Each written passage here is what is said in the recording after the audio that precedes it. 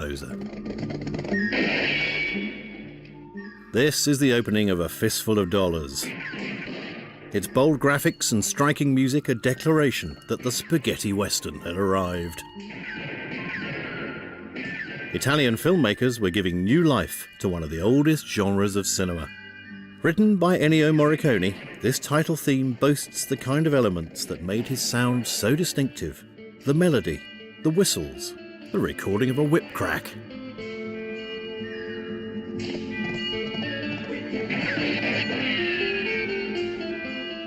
This use of real-world sounds came from Morricone's time as an arranger of Italian pop records.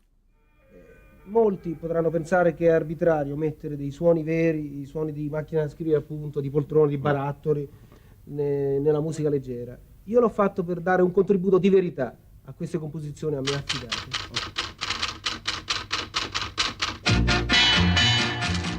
The music for A Fistful of Dollars was based on a pop record that Morricone had arranged, called Pastures of Plenty, which had impressed director Sergio Leone. We come with the dust and we're gone with the wind.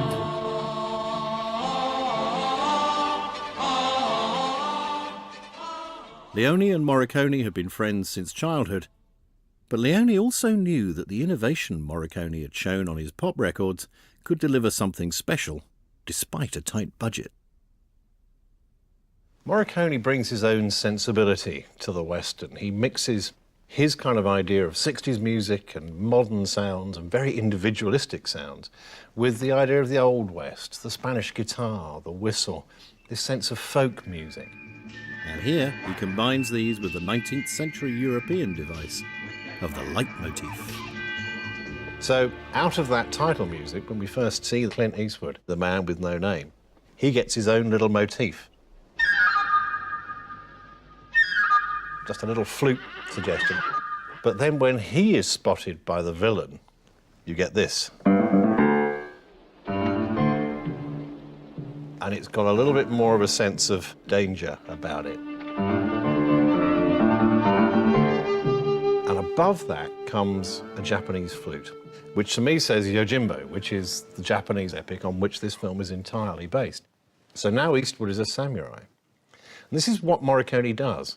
He drops these tiny musical ideas into the film throughout, giving us a different feel, a different sound each time, sometimes very, very short, just a couple of notes. Here we have the other great gift that Morricone has, a gift for melody, and not just melody, a melody that will break your heart. Get 3 coffins ready. Huh? But often a melody that is placed either before or during the most violent moment of these films. It gives them an extraordinary texture. Listen to this.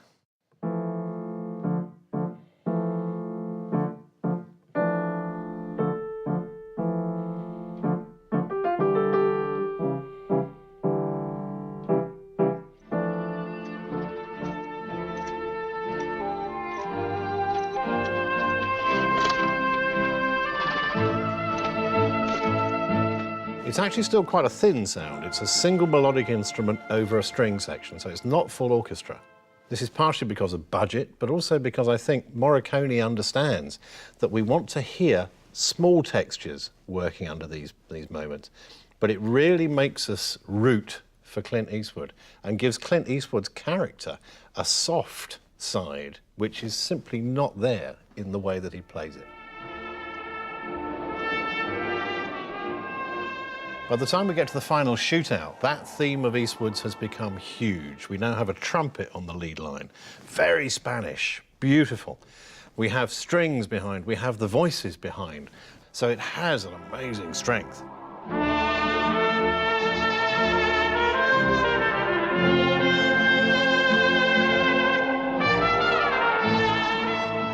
And we are now in a world of ritual. It's as if the music is making the characters choreographed. They appear to move in time with the music.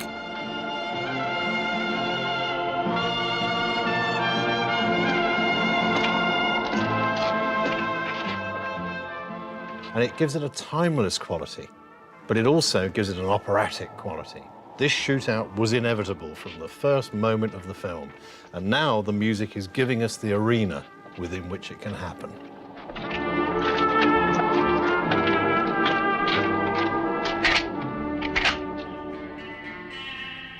Scenes like this place Morricone in the great tradition of composers who shape not just the sound of a movie, but its very construction.